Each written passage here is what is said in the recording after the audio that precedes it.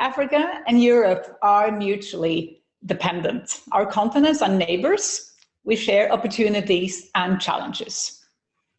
Earlier this year, at the World Economic Forum, Chancellor Angela Merkel said, "We should finally understand that being partners on an equal footing with Africa is not only charitable, but it can also be mutually enriching." We need a reset in the relations between Africa and Europe based on a common political vision. The African Union and the European Union are engaged in the negotiation process aimed at the new strategic partnership agreement. This is an opportunity for new ideas and new approaches. The joint communications on the European Union's Africa strategy, published on the 9th of March, set out the themes that the EU and the African counterparts will work on in the coming months.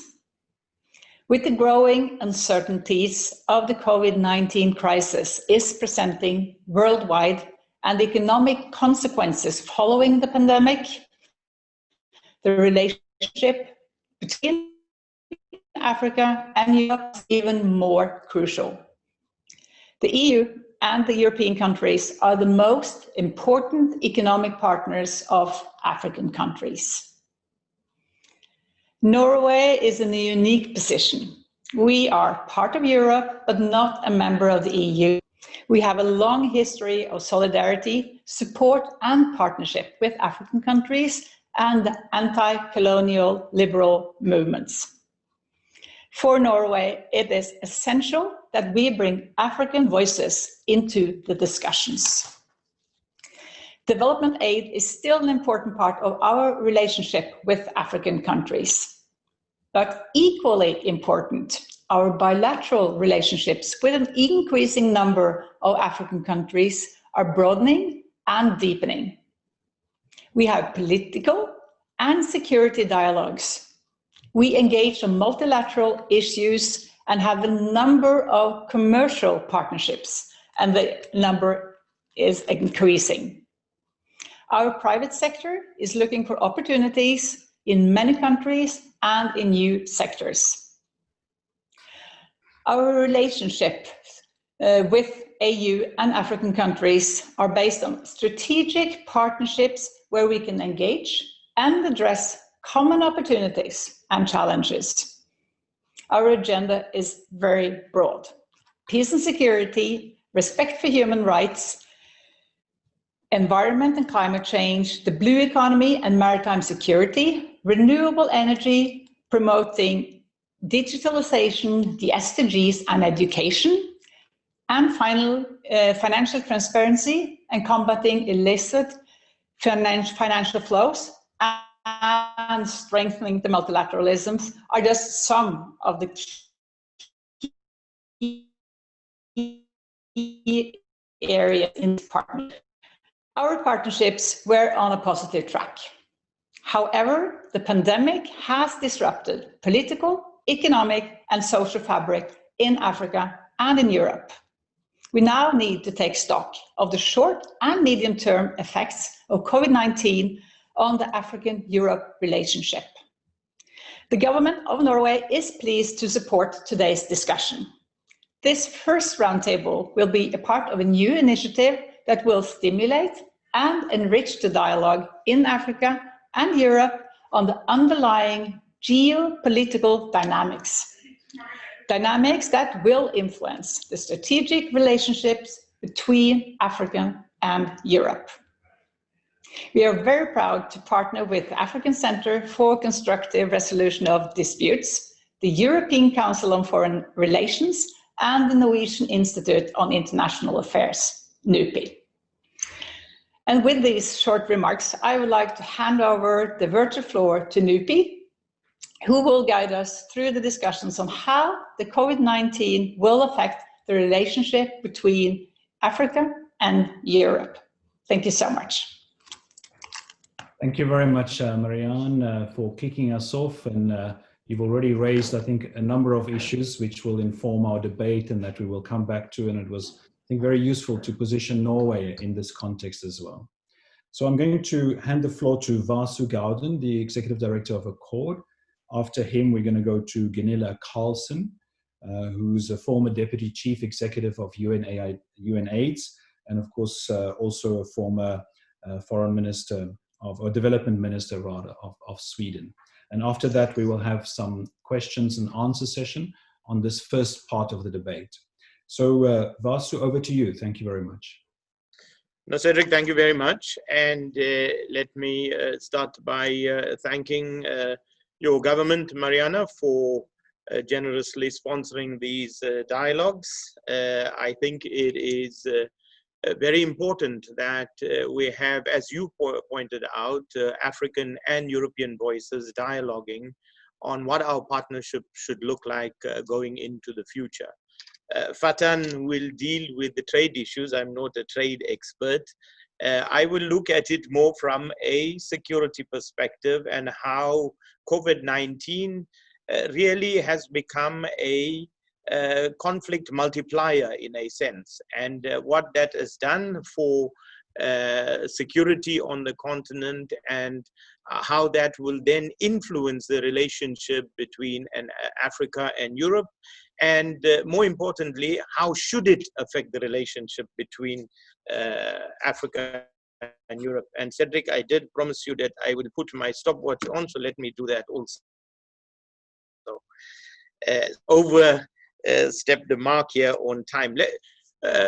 Colleagues, about 6 weeks ago, when flights had stopped and there was an impending lockdown, we got together as an institution and said there is a crisis that is emerging on the continent. It's a health crisis, but it will have intended and unintended consequences, particularly in relation to the spread of the virus and then measures taken to stem the spread of the virus.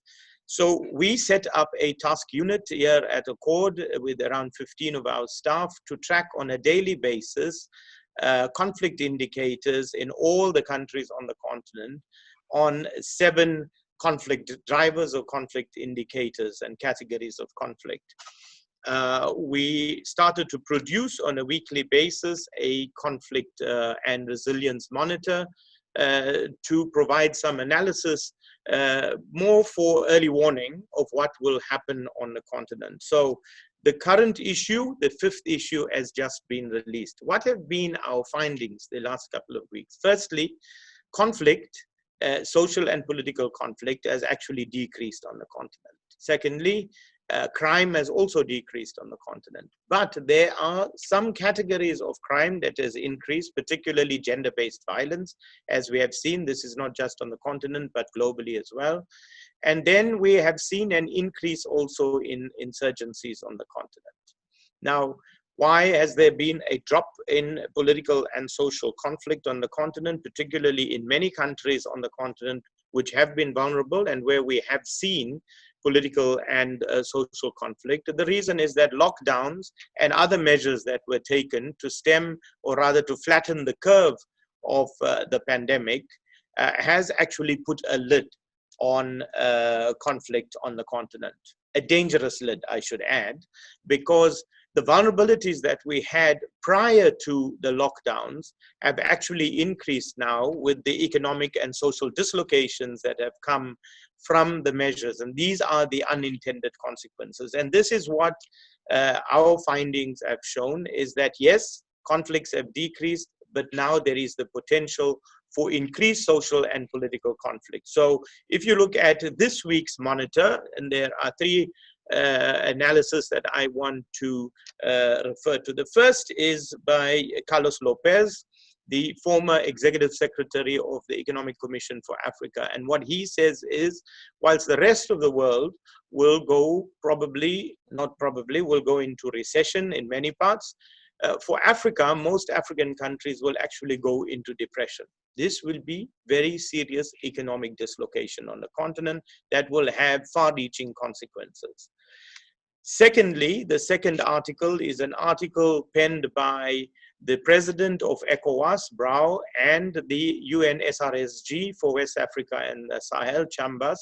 And they argue that with the growing nationalism, authoritarianism, etc., we have to safeguard human rights. And this is going to be a crucial aspect related to what happens on the continent in the post-lockdown period, not even in the post-COVID period.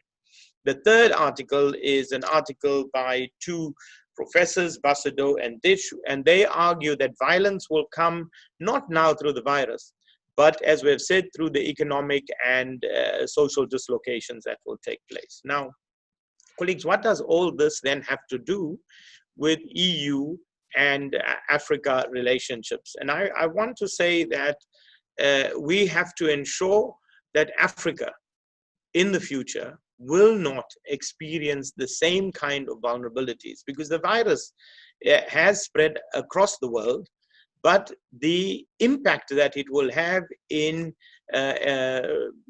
ensuring that more countries become extremely vulnerable to the unintended consequences is something that we should avoid for the future. How can we avoid that? And what does this have to do with our relationships? To do with the fact that there has not been much economic transformation on the continent. If we had economic transformation that has dealt with the deep structural issues on the continent, we would not find these fragilities and vulnerabilities that we see now occurring as we're moving into the future. So if we take again the relationship between Europe and Africa, so I looked today at Eurostats, and Eurostats is giving the official statistics from European countries.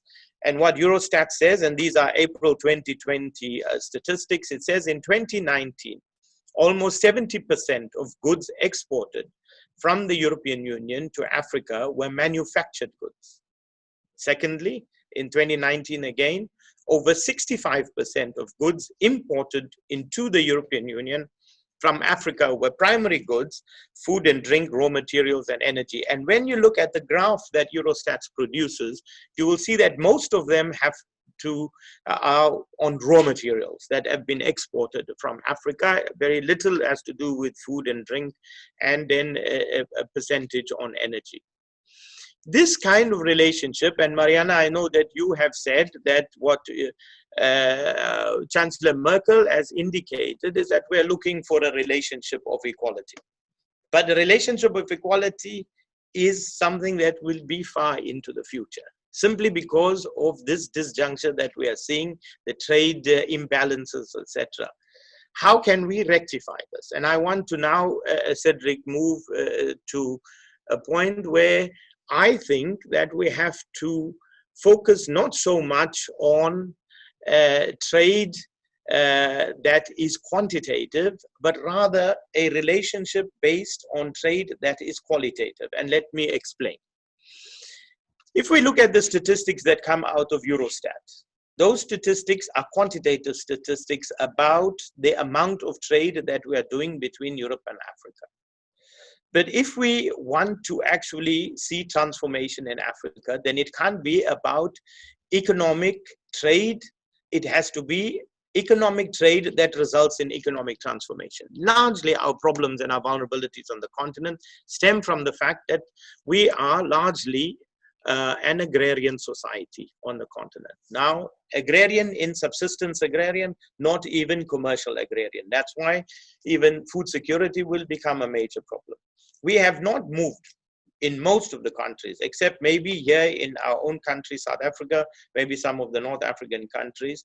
We have not transformed from an agrarian society to industrial, to a services sector, and now into the fourth industrial revolution. If that does not change, if those deep structural problems that we still experience and challenges don't change, it is not going to change with the kind of figures that we are seeing from Eurostat. So we need to, if we talk about resetting that relationship, that's the first thing. The second around that is that when we talk about elections and governance also, if we talk about elections and governments in a quantitative way, then we talk about state capacity. But development will not come from just state capacity. It has to come from state capacity coupled with a qualitative state capability. And here again, in our relationship with our neighbors, with our colleagues, when we begin to talk about a reciprocal relationship of exchange of information, of expertise, etc., then we need to be talking about a transformation from capacity to capability. How do we do that? And then thirdly, of course, on our side, we have to ensure also that the policies that we put in place are followed by political will. And if there isn't the political will that is then followed by implementation, then of course we on our side will not be able to move from a relationship that goes from quality to equality. So I think if we talk about equality, Mariana, then we're talking about this somewhere down the line. But it has to be premised by a relationship based on quality, and that quality relationship has to refer to how do we ensure that there is beneficiation. If there is no beneficiation, then youth employment, which we talk about all the time, and youth unemployment is going to be a big problem now on the continent. Youth employment will become a fiction. And then we have to say, what kind of relationship are we going to leave this generation, those of us that are sitting here today? What relationship will we leave for our children, the children of Europe and Africa? Those children who will be neighbors, continue to be neighbors in the future. Will we be creating walls of fear, or will we be creating bridges of hope for them? And I want to leave it there and say, you know, it's very difficult in 7 minutes not to give you a sound bite, but we can go deeper into the discussion, I hope not only here, but as we move into the future, so that we can interrogate what a quality relationship looks like, and a relationship based on quality that leads to the dealing with the deep structural challenges that will bring us to equality. Thank you very much, Cedric. Thank you very much, Vasu. And you introduced yourself as not an economist, but then you spent quite a bit of time talking about economy. So it looks like conflict resolution experts these days have to be economists as well. And thank you very much for reminding us, of course, that most of the structural inequalities and vulnerabilities that have existed prior to the COVID-19 pandemic has only been further exacerbated by the pandemic, and adds further to the complexity that we need to deal with also in this relationship. So now I have the opportunity to go to Gunilla. Gunilla, if you could come near. I understand you're going to talk about managing a global health crisis together. How should Europe and Africa work together on global health? Floor's over to you. Thank you. Thank you so much, and it's really a pleasure to be here, and the reset is very welcome and timely. Thanks to Marianne Hagen and Norway to make sure that we now don't lose track due to the pandemic. Because I think this is also an opportunity for us to have reflection, but equally also forward thinking together with partners, and to see how the EU-Africa partnership can take things forward. First, I'd like to remind ourselves that we have our diversities. Neither Europe nor Africa is an homogeneous entity with identical interests. Our continents are composed of extraordinary variety of backgrounds, histories, national interests, and socio-political preconditions. Our governance structures as well, if we compare AU and EU, and including Norway in that, there are differences, different stages of maturity, I would like to say, but it's built on shared values. And that's why I think we really have to welcome so much that the new commission under the leadership of Ursula von der Leyen, only a few months after assuming office, she had prepared and presented the comprehensive partnership between the European Union and Africa. And I think there is a great deal of undiscovered and untouched potential in our cooperation with the African continent.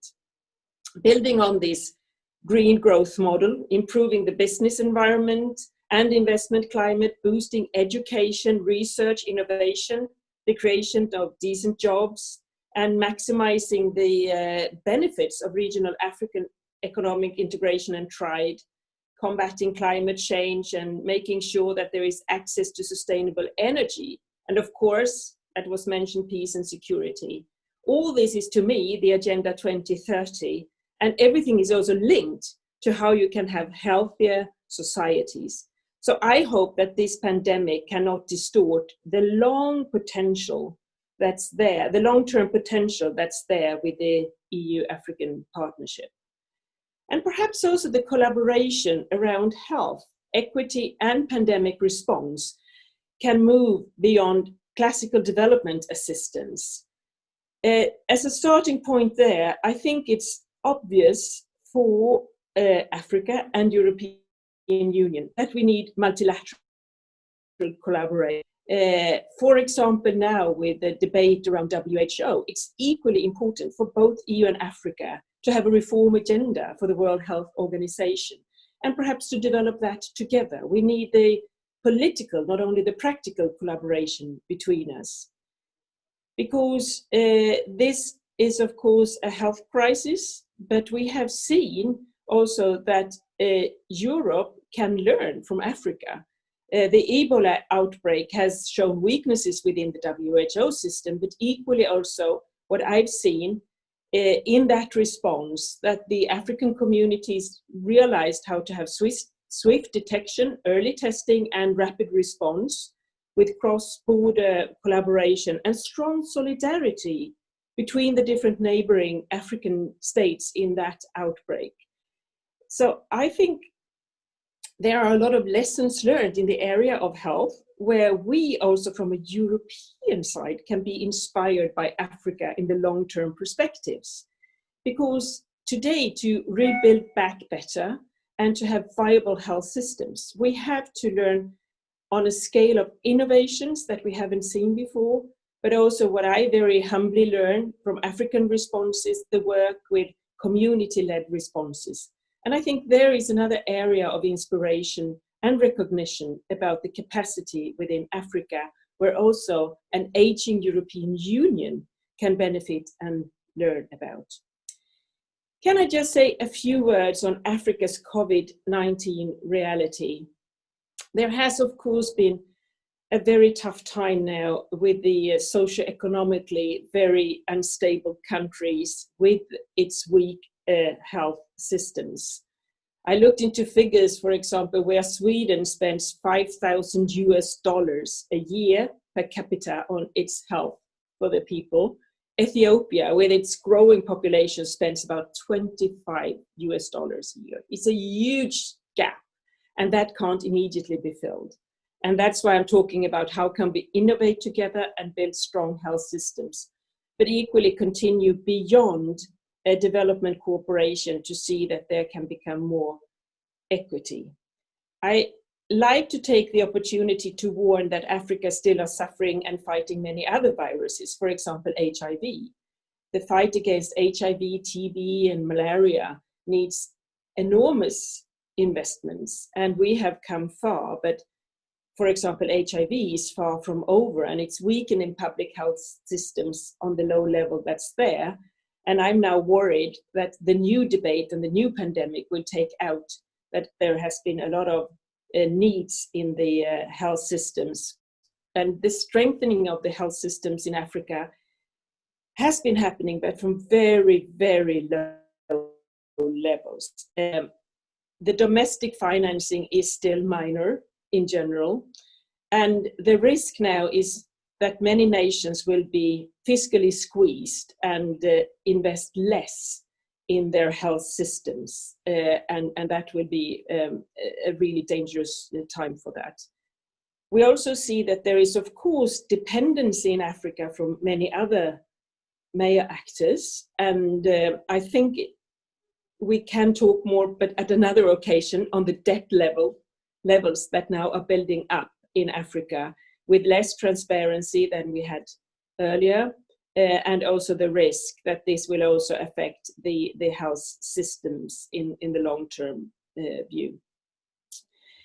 The economic forecast that we have seen is really seeing now how the virus, not in itself, but the response in, for example, in Europe, is really moving the figures from a rather stable growth in Africa to becoming a decline.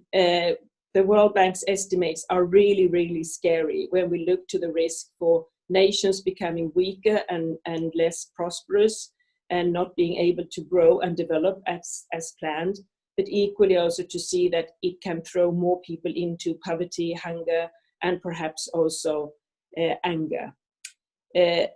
On the real economy and the pocket spending on health, one should also be very much aware about the financial aspects when it comes to remittances that many times have helped people to survive over the day. And now when remittances as well are shrinking, we might find more and more people on the African continent moving back into real poverty. However, I think it's timely also to see how the Africa as such has responded to the COVID. The central banks across Africa is taking a leading role in tackling the economic consequences. There has been a unique, I must say, proactive response with Ghana and Kenya, South African Reserve Bank that initiated buying bonds in the secondary market to boost liquidity, and a lot of other things that we have to look into with health as such, because this is for Africa not a virus problem, economic problem. I think also, if we are honest from a European Union point of view, despite all challenges with the poverty, corruption, unstable and not perhaps too viable health systems, the African political leadership has been very vigilant since the outbreak. The African Union has shown a really proactive approach already in February to make sure that they have supported the African Center for the Disease Control and giving them a leading role. And very, very early on in February, whilst the European Union still struggled to find a common ground for a unified approach, the African CDC, as a body to the African Union, had, through the partnership to accelerate COVID-19 testing, the so-called PACT, managed to give a very important impetus. Of course, the implementation can't be as strong as we would like to hope, but I think the political will, commitment, and leadership we have seen must be strengthened, must be endorsed and congratulated.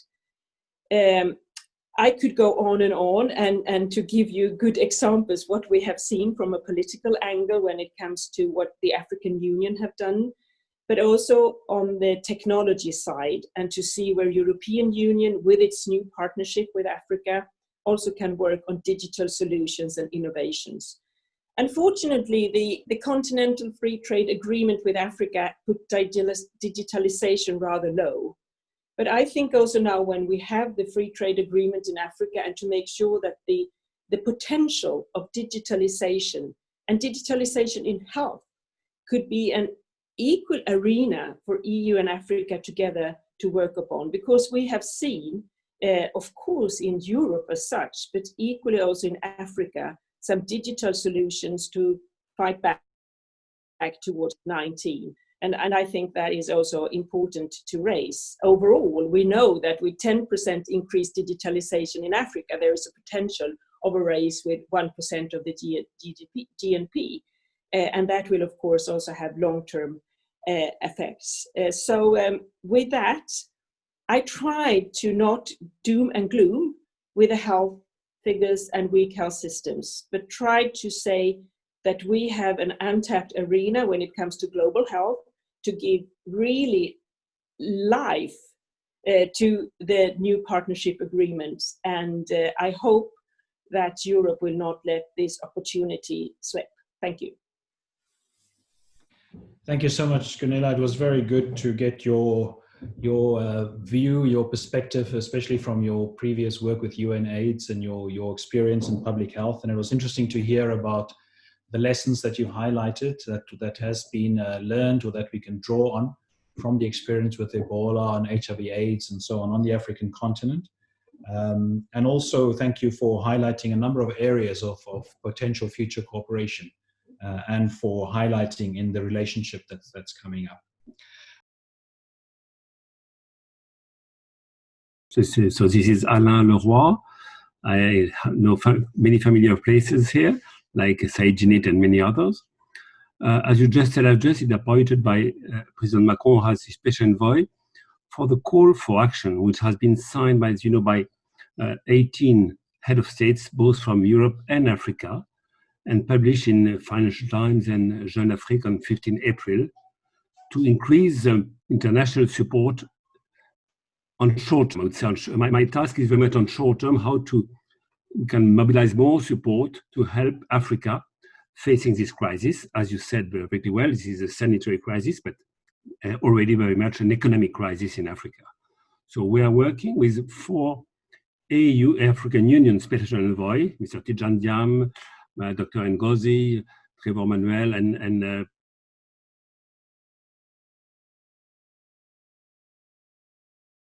President Kabila, very much with the international functions, the World Bank and the IMF, especially on the debt issue. This is short term, but of course with a long-term implication. As you have seen, there has been an agreement on the suspension of the debt at the last G20 in the Paris Club.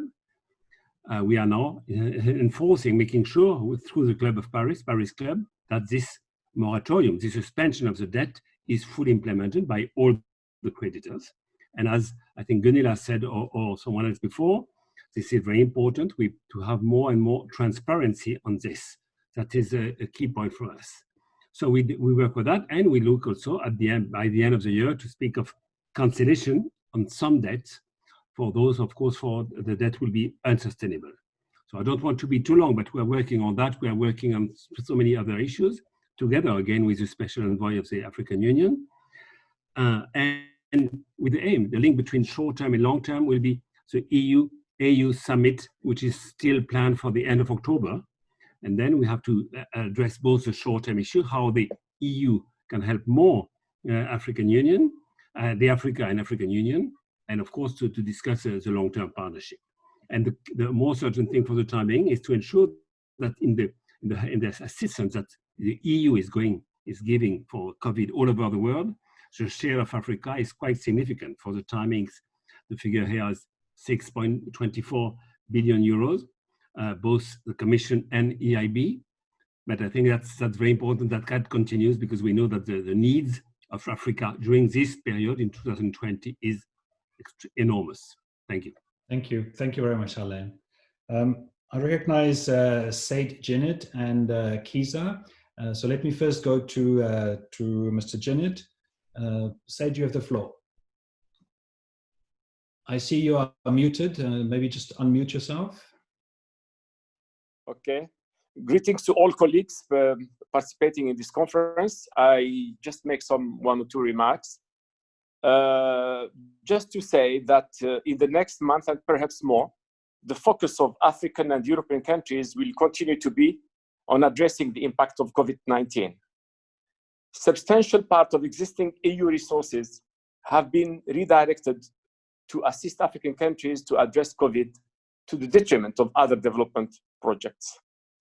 This will probably continue until the end of the COVID crisis, after the development and generalization of the vaccine, medicine, and testing.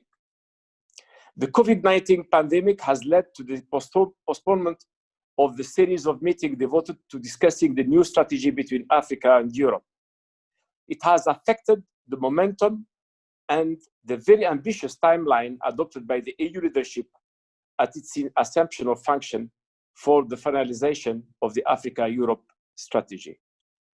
From my point of view, despite its heavy internal agenda, the EU will remain committed to the development of the Africa-Europe strategy, because this has a strategic importance for them, especially in the current context of competition between external powers in Africa.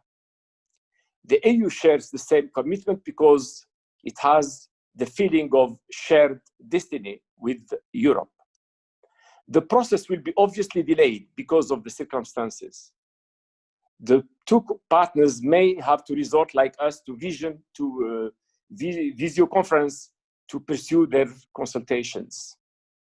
But what is more important to me, in my view, is that the proposed strategy takes into account the interest of both groupings. The development of the new strategy is a golden opportunity for both parties to embark on an audacious strategic relation supported by a binding framework based on shared values and mutual commitments with appropriate follow-up mechanisms. The EU has been putting forward a number of ideas. Africa should also put forward its priorities for the Africa-Europe strategy. It is only if it is perceived as being fair and beneficial to both parties that the strategy will be effective and sustainable. This is my comment at this point. Thank you so much, Janet. Kisa, over to you. We only have about 8 minutes left, so if you can just take a minute or two, and that gives our speakers also an opportunity to answer in case you have any questions that you want to raise. Go ahead, Kisa. Yes, I'm sure I will not even reach 2 minutes because I have questions and not a comment. So my first question is about the inclusion of, let's say, or maybe collaboration with the diaspora. Especially, I think the point about remittances has been made. We know that diaspora remits not only financial, but also other form of resources. So I was wondering, in this conversation, when it's come to EU-Africa relationship, what is your view about diaspora communities residing in Europe? What could be their added value in this COVID and post-COVID conversation, but also on the broader strategic conversations?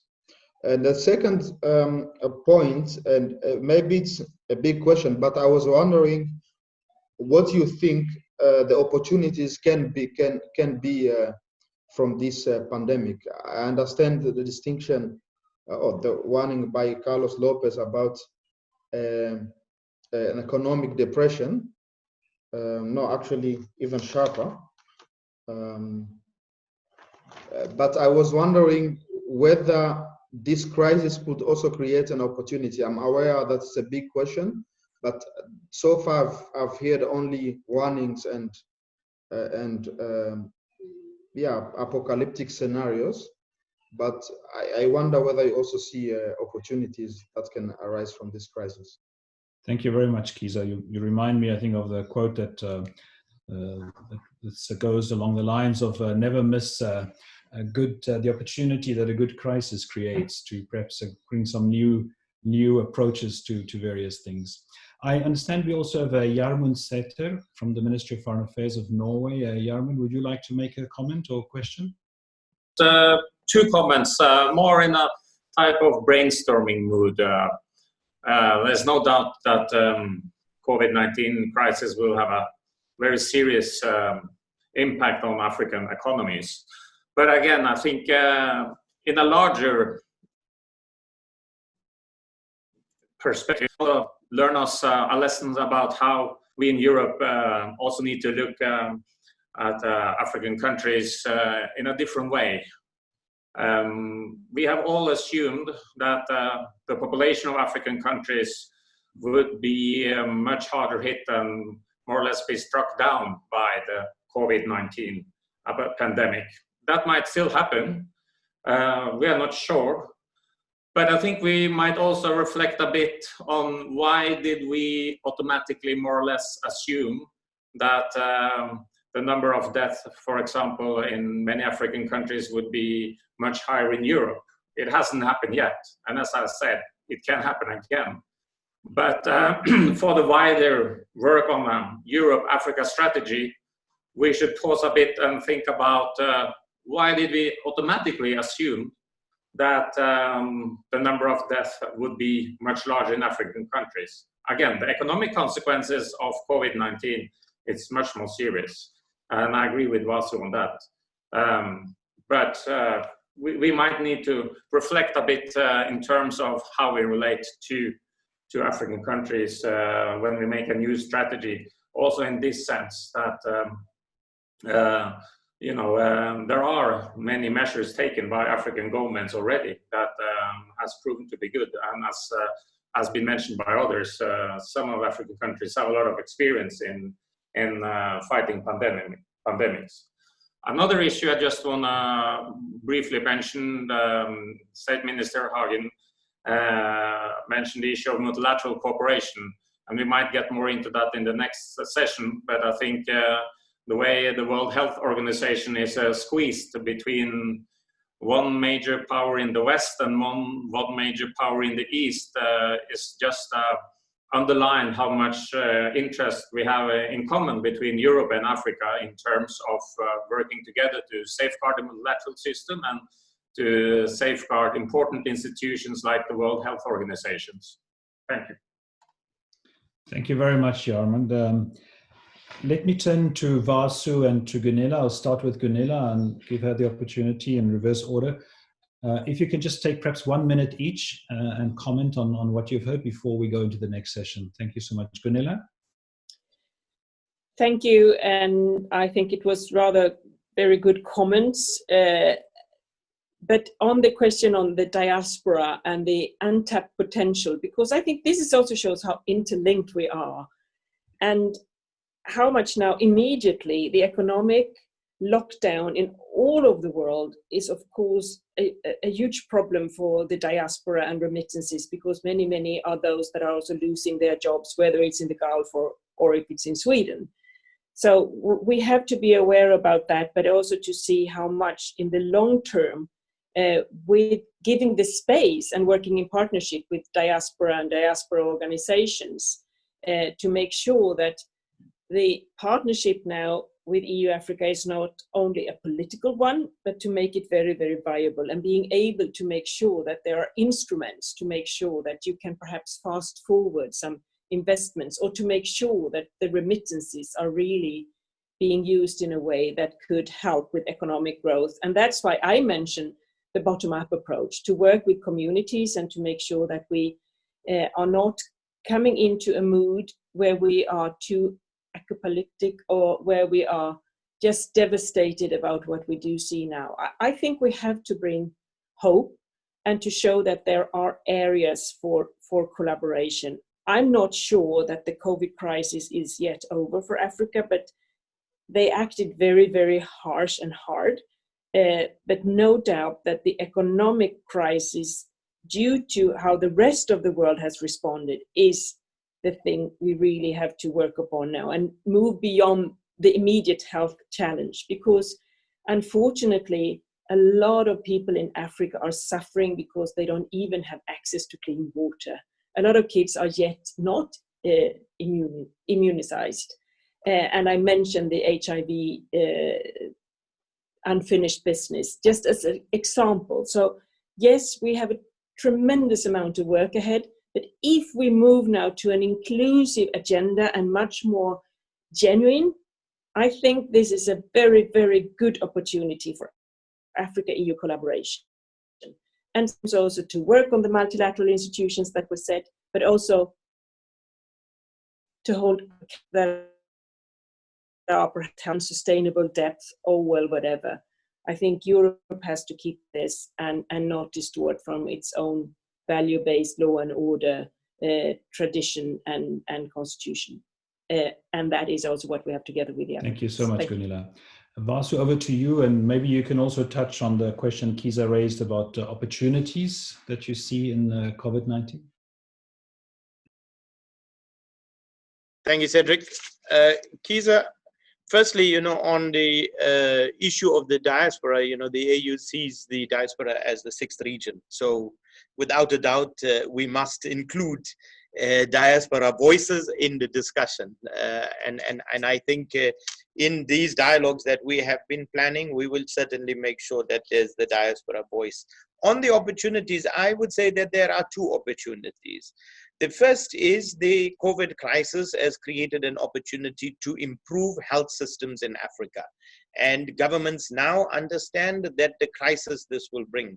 Let me say, German also, that last night, our health minister provided the nation with the statistics. By September, we will have 1 million infections in South Africa, and the prognosis is that we will have 40,000 deaths in South Africa. This is coming officially from the government. So yes, there will be a crisis in the near future. What we have done with lockdowns is just postpone it. The second thing then is that I think it is a big mistake to postpone the strategic discussions on the EU-Africa relationship. I think even despite this crisis, and because of this crisis, it is even more important that there be a track that continues to pursue this relationship, because what we will be dealing with is the symptoms. We will not be dealing with the cause, but the strategic partnership will be dealing with the cause. And therefore, I think that must continue. And lastly, just let me say that, Said raised the issue. The geopolitical competition is not going to be helpful. Right now, we are seeing it get even deeper and deeper. And we are afraid in Africa, we are having this discussion all the time. We cannot again be sacrificed on the altar of geopolitical competition. And here I think Europe must also, we would like our friends in Europe, because Gunilla and Mariana and all of our friends that are sitting here, we need to have a new reset in the global order. One where we do away with this geopolitical competition, and maybe Europe and Africa can be, in a sense, a non-aligned mediator in this kind of relationship. I think that will help us to reset relationships globally, and that we respect national interest, but let's pursue national interest through global responsibility. Thank you, Cedric. Thank you very much, Vasu. I'm going to hand straight over to Susie so we don't take too much time from the second session. So Susie, over to you. Thank you very much. Thanks a lot, Cedric. And if I could just introduce myself, because I feel like I'm one of the few people in this virtual room that doesn't know everybody else looking at the chat room comments. My name's Susie Dennison, and I'm from the European Council on Foreign Relations. And it's been a real pleasure for me both to be involved with all of our partners in bringing today together, but also in sitting in on the discussion so far, which has been really fascinating. What we want to do with the second part, as Cedric has said, is to look forward now to sort of what this picture means for the Europe-Africa partnership going forward. And indeed, some of our speakers have already started to do that for us. I think this picks up very nicely from where Vasu just left off, in fact. But to kick us off in this second part, I'd like to give the floor to my colleague, Mark Leonard, who's the founding director of ECFR, to share some thoughts on precisely this picture this question that others have alluded to, about sort of how COVID-19 is affecting geopolitical dynamics and what this might mean for Africa and Europe within this picture. So Mark, the floor is yours. Thank you very much. Very happy to be in such wonderful company. We're really excited to be working with all the different partners, with Accord, with NUPI, but also with the Norwegian government, who have been a wonderful partner on lots of issues over the years. And for us, this is a really important project because it feeds into a big move within ECFR to start addressing some of the issues coming out of the relationship between Europeans and Africans, which we think is going to be an absolutely central challenge for the world, but also above all for Europe. And we want to try and work out what some of the pillars of a much more 21st century relationship could look like, which goes beyond simply focusing on some of the short-term crises around migration, and which is not simply determined by the historical relationships which a lot of member states bring to bear, but looks at EU-Africa relations in the context of this new world which is growing up around us. And I'm going to start with a few thoughts about that new world, which was already shaping before the COVID-19 crisis emerged, but which I think the COVID-19 crisis brings very much into focus, and then to think about how they affect Africa in particular, and how they might change the dynamics for an EU-Africa partnership. So I think that the corona crisis has struck an international order which was already in a state of crisis and which was being remodeled by three big mega trends. The first was an increasing backlash against globalization, which is playing out both at the international level, but above all through domestic politics, particularly in a lot of Western countries, where increasingly there's a backlash against cross-border flows of labor, global supply chains, migration. And what we're seeing is both in the countries which people are arriving in and those that they come from, a much more politicized debate around the aspects of as a sort of an intensification on the more kind of traditional questions to do with outsourcing and supply chains. The second big trend which feeds into that is the increased great power competition, particularly between China and America, who are increasingly creating not what many people in China thought we were going to see, which was a multipolar world, but rather the beginnings of a bipolar competition, which are playing their way out through everything, economic issues, international issues, but above all through the third big trend, which I think is an increasing instrumentalization and hollowing out of the multilateral and legal order. And what we're seeing is that many things that we thought of as global public goods are in fact being turned into the big battleground for this US-China dispute in the 21st century, because neither side wants to play out this competition through traditional means like war. What we're seeing is a weaponization of a lot of the institutions and the ties that bind us together. And that manifests itself in trade wars, in technology wars, but also through the whole way that every single multilateral organization, from the World Trade Organization to the IMF to the World Health Organization, are being factored into particularly American and policy, where you see things like the global financial system becoming instruments of American foreign policy rather than global public goods.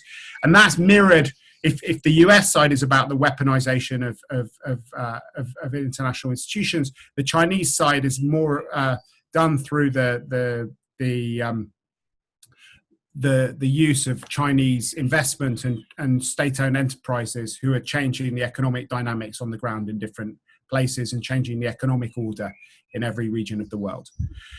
So how do those three trends play out in Africa? I think Africa in many ways is the central theatre in which we're seeing a lot of these trends being operationalized in different ways, but also which creates both challenges but also opportunities. So the debate around globalization and diversification both threaten some of the opportunities for aid, development assistance, financing as Western countries potentially become more inward-looking. But the idea of diversifying supply chains could also be an enormous opportunity for Africa if things like the ideas which Josep Borrell, the EU High Representative on international affairs, start happening, which is to see some of the dependence on China in particular being changed into a kind of into a thought about more diverse and shorter supply chains, could have important implications for countries which are much closer to Europe. Secondly, the geopolitical competition does mean that both China and the US see almost everything through the lens of their competition. And there's a big debate now about how China is going to respond to the economic shocks in Africa and how it will use its situation as the single biggest source of finance to Africans, with 143 billion US dollars of debt. Africa already has 20%, sorry, China already has 20% of African debt on its books. And the remainder is split between the major multilateral international financial institutions, where the US exercises control, and the private sector. So I think it's quite likely that this geopolitical competition will come out in discussions about debt politics. And as the G20 agreement in response to COVID-19 only covers bilateral debt, and China holds all the African bilateral debt, I think China is going to be in a very powerful situation in terms of shaping that. But that could provide potentially African countries with leverage over Europeans and Americans into trying to diversify their future as we go onwards. And the third trend, this instrumentalization of the multilateral order, both means that the role of African countries who have so many votes and so much representation in international institutions becomes very important. But it also, I think, is likely to result in regional organizations playing a much more important part as global organizations become bogged down and paralyzed by this weaponization. So what does that all mean for EU-Africa relations? And I'll sort of be very brief because there is a lot of expertise here. But I think that it does mean that there is an opportunity to move beyond the sort of relatively narrow focus that we've had in the last couple of years on migration suppression, terrorism, anti-piracy issues, and to think about how we could build a much more multi-dimensional relationship between the European Union and Africa. People have talked about some of the institutional opportunities that we have, but I think that COVID-19 does put the issue of our interdependence with Africa very much to the fore, and does particularly put a focus on human development and human capital, as well as the kind of traditional focus that we've had in recent times about building infrastructure and the role which other players have been having in Africa. So I think that's potentially a big opportunity. I think that there is going to be an important dimension about how Europe finds a role for itself, and how it deals with the dissonance with its vision for relations with Africa, with the growing Chinese role and the growing role of other players. Europe doesn't have the kind of necessary financial firepower to act as an alternative to China in Africa. But there are lots of opportunities for Europe having more creative ideas about being part of Africa's future, whether it's looking at reallocating some of Europe's share of SDRs, thinking about ECB swap lines, creating some kind of special purpose vehicle for privately held debt. And Europeans also obviously have an important influence on the private debt and the role that private banks are going to play in the next period of time.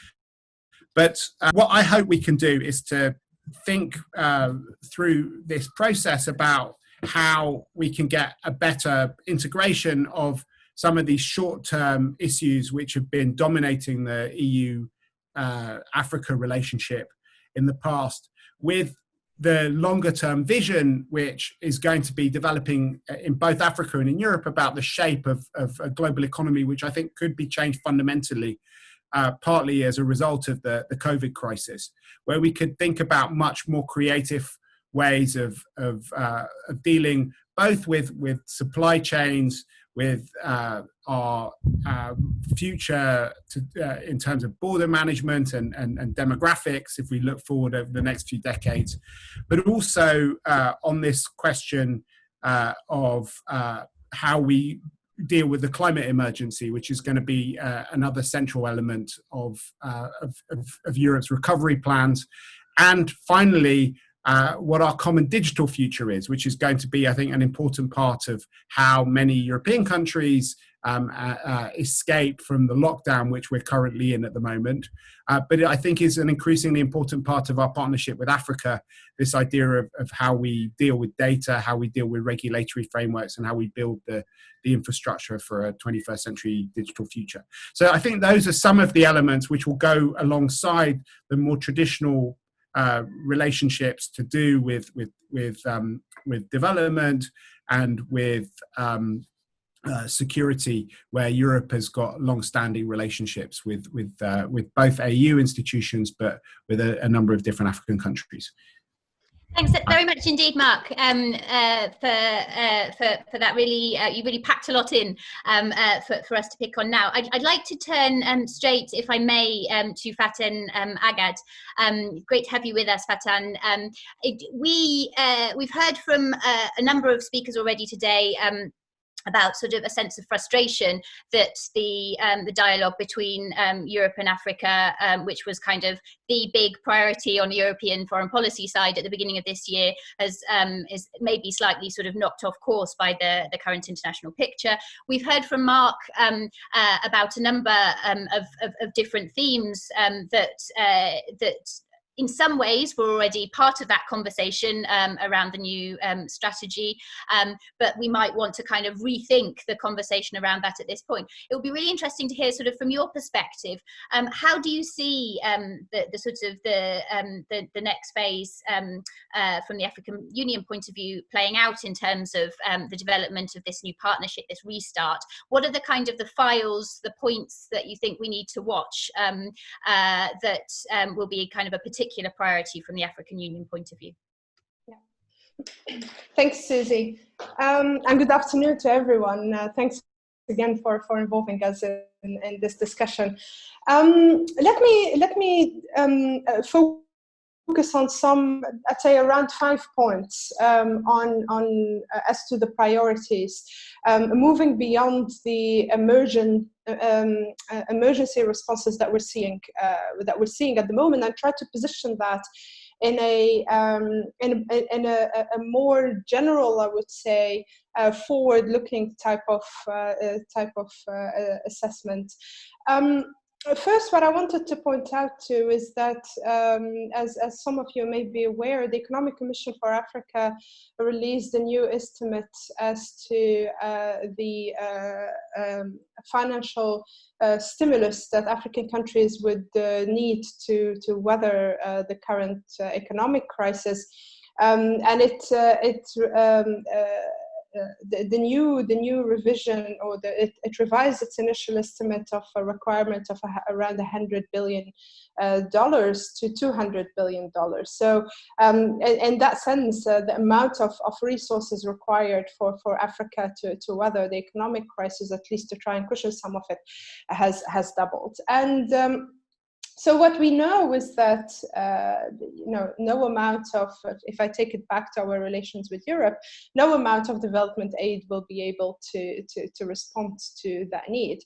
The European Commission, I believe was mentioned earlier, provided some reallocated, I need to on that, it's not fresh money. I think as Ambassador Jenny mentioned it, reallocated some resources, which in itself will have some consequences on, other development projects that are as important, and even that amount of money remains very far from these 200 billion. So we need to think in the medium term, certainly, very differently, and I think that's again a challenge for the African continent on how it will finance the response, the economic response to the crisis. And the process that offers most opportunities is the one of the Continental Free Trade Area. The entry into force of that agreement is critical. Also because there is a realization that we need to move beyond the traditional ways, really, of stimulating our economies. There's a lot of talk now with the impact of COVID, and it was mentioned just by the previous speaker, of diversification of supply chains. And I wanted to actually get into my point through that particular point. COVID, the situation at the moment, offers certainly an opportunity for the African continent to position itself even globally in this agenda that we will probably see coming up of diversifying supply chains to try and reduce a bit the high dependence on China, for instance. But let us not forget that for us to be able to successfully do that, the CFTA is critical, but so is infrastructure financing. As you know, the continent has around 100 billion infrastructure financing gap per year, which, we've been talking a lot about aid, about debt. Most of the debt that Africa has accumulated are actually commercial loans specifically to fill that infrastructure gap. So we find ourselves in a situation where to be able to overcome some of the immediate challenges of high dependence on aid, for instance, to finance infrastructure, which is impossible, on the need to diversify our economy through, for instance, the CFTA, where the one option that we have available is actually debt. And so with that, what I wanted to also say is that I see that really as an opportunity in terms of the partnership with the EU. What we know, and I think that is a challenge that came up even within the EU when it was discussing, for instance, the support packages that would go to Southern European countries, that the issue of that debt was particularly important. How rating agencies would respond, how the financial market would respond if one country individually accumulated debt, or if the entire union accumulated debt, etc. That particular conversation shows to us that there is a very fundamental issue in the way the international or the global debt architecture is structured, the international financial markets are structured. And I think that needs a global discussion. It needs an international debate on how we will move in the new global economic order with a new financial system. And there I do think that there is potential, certainly, for Europe and Africa to come together on that particular agenda, because again, I think it was raised earlier. There are a lot of differences. There's a lot of diversity within Europe as much as it is within Africa, and I think we will see a lot of impact on some European economies that is very, very important in a way that will require us to rethink really the way the global financial system is structured. So the potential, the key opportunity for Africa to weather the crisis really depends on how we will, in the medium term, how we will successfully implement the CFTA. But that again has the link to debt, the link to infrastructure financing is very critical there. And I think the support of the international community, and particularly Europe, and having a conversation that goes beyond the politics of debt, the geopolitics of it, and on where Africa is getting its debt from, or accumulating its debt from, etc. I think we need to move beyond that. I think we need to start finding concrete solutions to be able to support the economic agenda of the continent. The next point that I wanted to raise is that in the medium term, what this crisis has showed to us is that we will need to put again the role of the state at the center of our cooperation. The EU has been diversifying its support, at times due to some pressure, moving away from the state. But I think, again, this crisis shows that the role of the state is critical. The private sector has been extremely useful. In Africa, where you had the telecom companies offering, I believe, 100 terabytes to the health ministry to be able to report live results of tests, to be able to have a real-time picture of the spread of the disease, or in Nigeria, where we've seen a group of philanthropists and the banking sector coming together to support also the health sector through the provision of beds, or the tech volunteers in Ethiopia or in Sierra Leone trying to develop apps to be able to support, again, health workers and health ministries in tracking the spread of the disease. There, I think the role of the private sector was useful. It was complementary, but the role of the state remains central. And I think crises like these show us again that providing or having a state capability, and I would agree with Vasu there, it's not only a capacity of the state, but it's capability to lead responses, to be able to offer. I mean, if I take, for instance, the current situation, it's very difficult for most of African countries, with the exception of South Africa, that put 10% of its GDP as reserved it as an economic stimulus. Most of African countries do not have the fiscal space to do that, and so these responses will come from, if we want large-scale responses to be able to respond to crises such as the one that we have now, really the role of the state is critical.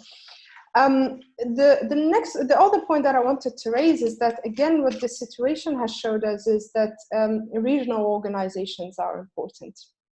The role of the AU and the African Center for Disease Control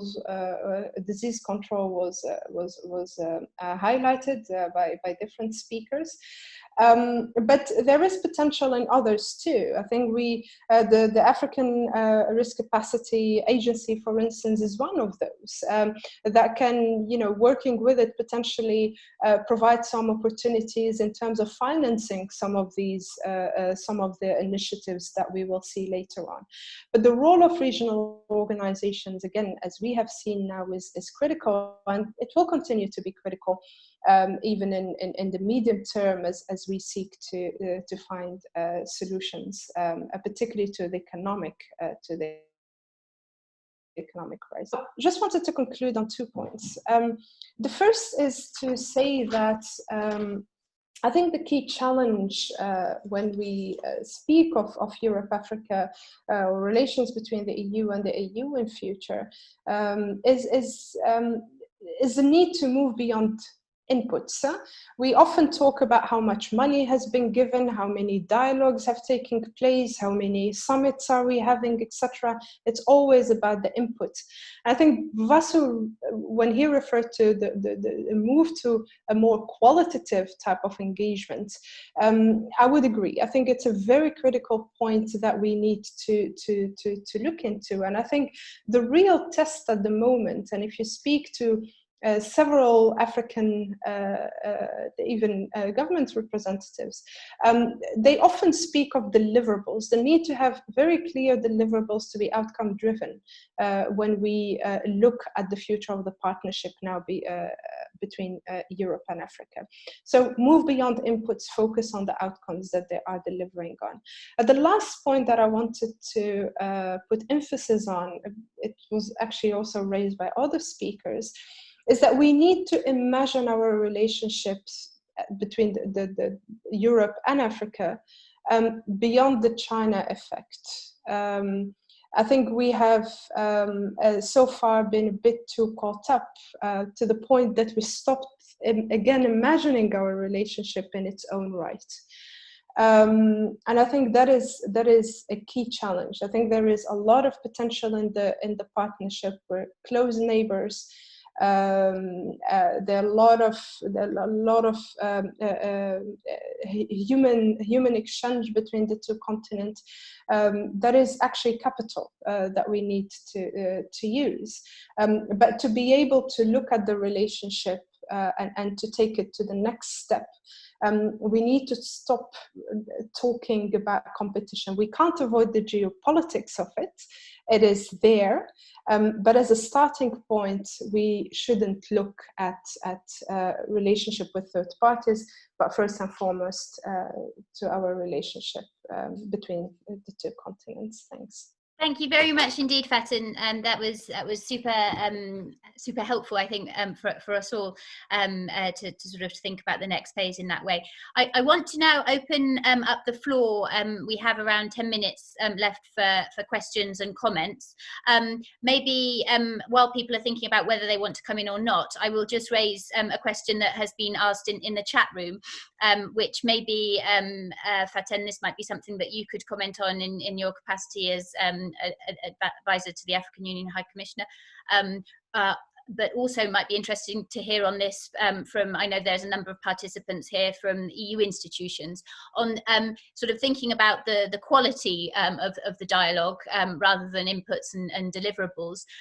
What do you think the prospects are of moving the conversation into a sort of a virtual setting, if indeed you agree that this is a quality conversation we're having here today, and focus more on the sort of the substance of it rather than the date in an in-person meeting? So interested to hear sort of any reactions to that from either an AU or an EU perspective. I'm not in a position to comment on that, but there are discussions obviously behind the scenes to see what is feasible and what is not. Great.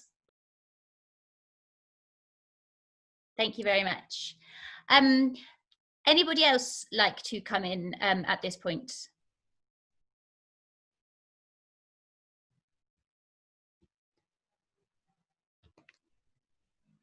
I will maybe from my side I'll add a question.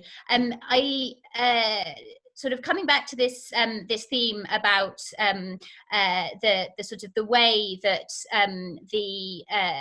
this particular crisis around COVID has made us think about how we react and how we cooperate on that at a continent to continent level, and the extent, this idea that I think came out in a number of speakers' comments, that in some ways this experience has highlighted the extent to which African and European interests are closely aligned on some issues, and that we are interdependent. I think that this has sort of added global health to a list that we already knew was there, from climate change to managing migration to managing the economic challenges. What is your sense about whether that will be a sort of a lasting learning, and that will have a sort of a dynamic on the discussions going forward on the Africa-Europe partnership? Or whether this sort of risks being another area that becomes a source of tension between the continents in the dialogue. Yes, Saeed Jinich, I'd give you the floor. Thank you. Thank you. Well, I just want to make a comment, and it has been made by other colleagues who took the floor earlier. I mean, I am impressed by one thing. This pandemic has taken all of us by surprise. It is undermining our undertakings, our projects, I mean, at national, continental, regional level, at even individual level. But what has the impact which I have seen is it has humbled us all. It has humbled everybody. I am in Europe, and I have seen how Europe has felt for once vulnerable. It was so sure, so comfortable in its position that it is in control of the situation. It has not been in control of COVID. I mean, let's see that they have not been, they could not anticipate, and the reaction was quite chaotic initially. But of course, Europe has the capacity to cope with the impact. But still, it has been taken by surprise. But in the process, it has been humbled. And of course, Africa has been always humble anyway, but it has been further humbled by this pandemic. So in a sense, this is a new beginning. People have been talking about resetting the relations between Africa and Europe. And I think it's the time. The attitude should change. And many colleagues have said that we should learn from Africa. Of course, Africa should learn a lot from Europe. And as you know, we have taken Europe as the example. In the transformation from the OAU to the AU, we have established the model of Europe, the Commission, because we think the best thing is to bring countries together, to develop, to trade together, to make peace sustainable. The example of Europe. That's why we in Africa have a stake in the success of the European project. We are a little bit, always we are a little bit sad when we hear of the setbacks of the Europe, because we want Europe to succeed. because African Union, we want it also to succeed. But it's important for the future relation that is strategic, audacious, modern, serious, to be based on humility. That means we should look at each other as good partners. Africa is clearly a continent of potential for Europe. So it's not only, we should not look at Africa as only conflict, crisis, migrants. We should look at Africa as a continent of where the potential is for Europe. So that's why inspiring each other is the key for the future strategy, and humility from both sides, and looking and not overlooking at each other, that will make the strategy work. I think we should reset the relation, the terms of the relation, and I strongly believe that this is a golden opportunity to reframe the strategy between the EU and the Africa on a solid basis. Excuse me, sorry, I had my mute on. Thank you very much indeed for that. I want to now give the floor to Salo Petri, please. It's basically, thank you very much, Petri Salo from the MFA in Finland, from the Africa and Middle East Department. Fatan had a reference to the Continental Free Trade Agreement, and also reference to the debt issue. As I think somebody earlier, maybe Gunilla Carlsson, was referring to it. Well, at least he was referring to remittances, and there is some interesting data where, for example, regarding to investments, foreign direct investments, that the remittances could be almost twice as much yearly on the continental GDP as are the FDI. And what about my question, I suppose, is to Fatan, maybe also to Mark Leonard, that regarding the African Free Trade Agreement, now we are, due to COVID, we are in a situation where not only in Africa but also in Europe, all over the world, countries are, notably the public sectors, are suffering of well, not only the public sector, the private sector as well, of course, of economically badly, and we are in short of money, basically, of investment. Thank you. Africa would need 200 million now, billion. Sorry. What about the private sector? Because now the public sector is in debt everywhere and is taking enormous debts to support private sector in Europe, in the United States, sort of just fabulous sums. What about the private sector? Because that there is still a lot of money that is idle at the moment on the private sector. How to attract the private money, FDI, to Africa? And I think a free trade agreement would be a good answer to that. Thank you. Thank you very much indeed for your question. So I'm going to hand the floor then back to, we'll do it in reverse order, Fatan and then Mark. I will ask you both to sort of respond to that or other comments that you wish to. There was also a particular question for Fatan in the chat box asking whether or not you think that the March communication on the Europe-Africa strategy is indeed a good starting point. So yeah, I'd like it, if I could, to give you both a minute each to respond, and then I'm going to hand the floor to Ulf Sverdrup to give us some key takeaways from the discussion.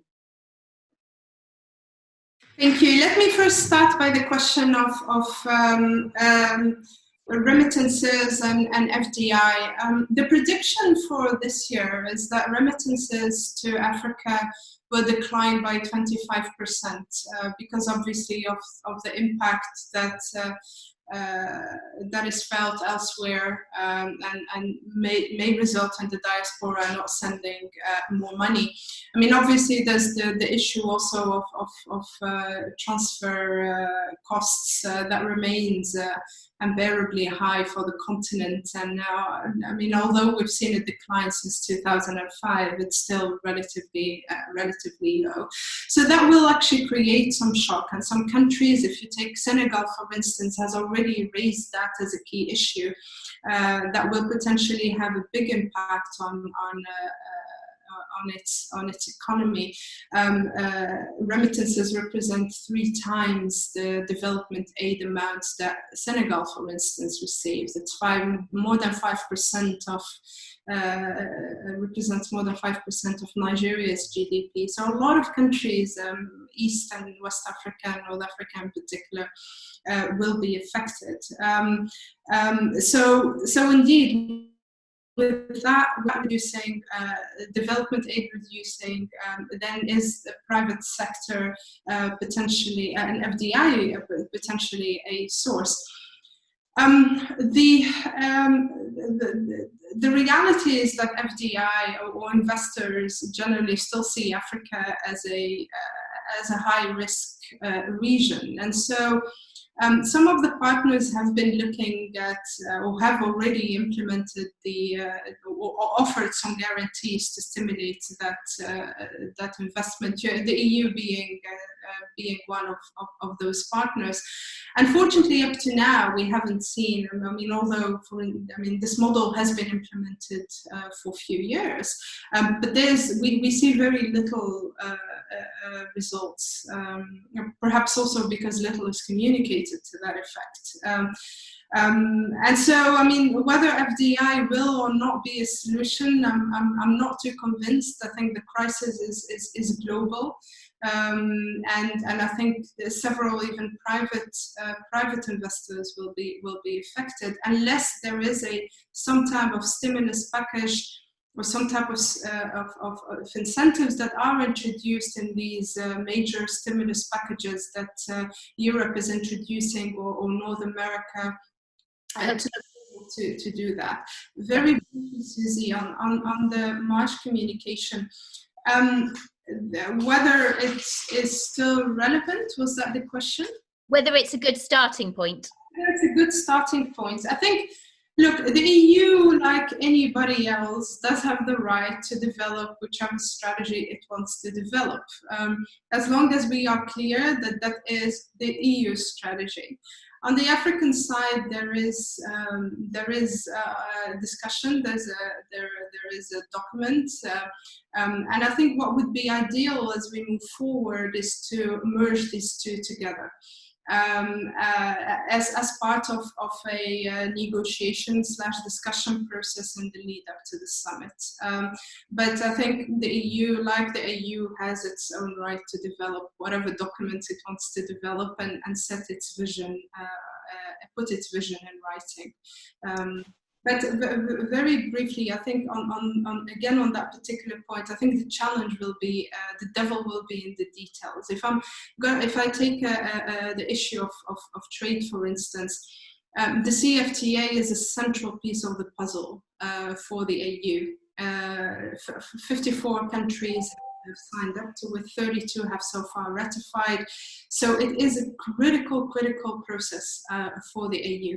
The EU has been saying that it does support the CFTA, but with the economic partnership agreements as their basis, which so it's about how the jigsaw comes together. And we need to go and have a real discussion on what support to the CFTA does mean. And the same applies actually in different sectors. Thank you. Okay, then, Ulf, I will hand the floor over to you to close the discussion. Okay, thank you so much, Susie. Thank you to all of you who have contributed. Thank you to ECFR, to Accord, and of course my great colleagues at NUPI for contributing to this. You have covered many topics today. It's really difficult to summarize, but if I were to mention just 3 brief takeaway points that I think might guide our discussion also as we go along. And let me just mention them briefly. The first is we discussed quite extensively the short-term kind of issues, and very important is related to COVID-19. And of course, there are considerable uncertainty regarding the health impact of the crisis. WHO report published on Friday estimated that by within the year, around 20% of Africans will be infected, and possibly 150,000 people will die in Africa this year.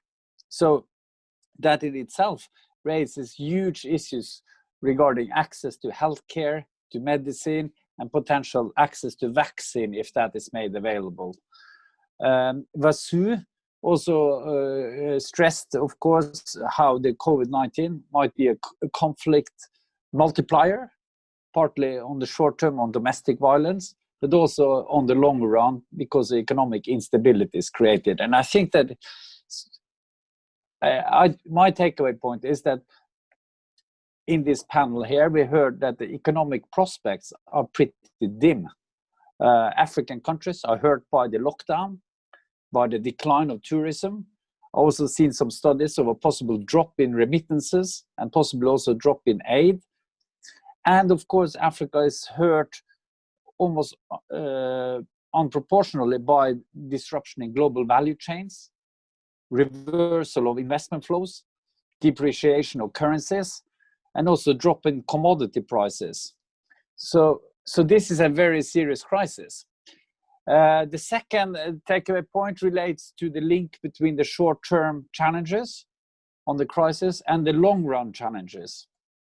We have heard that COVID-19 has disrupted some of the short-term dialogues between Europe and Africa, but also possibly triggered understanding of the importance of these dialogues. And Alain Leroy brought up the very important issue on initiatives of debt and financing. And we've heard other people bringing up issues related to climate change, digitalization, migration, security, etc. And the importance of developing the capability, and legitimacy in dealing with the crisis. And the third takeaway point, I think, is that some of you have touched upon, is that the Europe-Africa relationship is also very much about a political vision. It's we have seen that this is a global crisis. Some retreat to nationalism, but many also understood that this is a wake-up call to recognize that we have some kind of shared destiny. More humility, as Jimmy stressed, and a vision of quality and equality, as Vasu alluded to. In addition to this, I see the Europe-Africa relationship is also a test case for a more coordinated European foreign policy.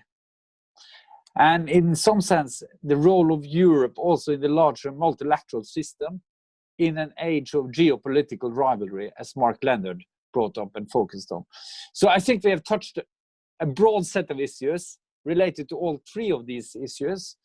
And I think we have a lot of things to discuss as we go along. And I thank you all for your participation and involvement. And I look forward to the next webinar, Susie. Yes, thank you very much. As Ulf says, we'll be back in touch with you very shortly. We're looking, this is part of the first one of a dialogue series around this partnership that we'll be looking at. And before the summer break, we're planning to set something up looking at this geopolitical context with a particular focus on Russia and Africa. So thank you very much for participating today and look forward to seeing you again soon.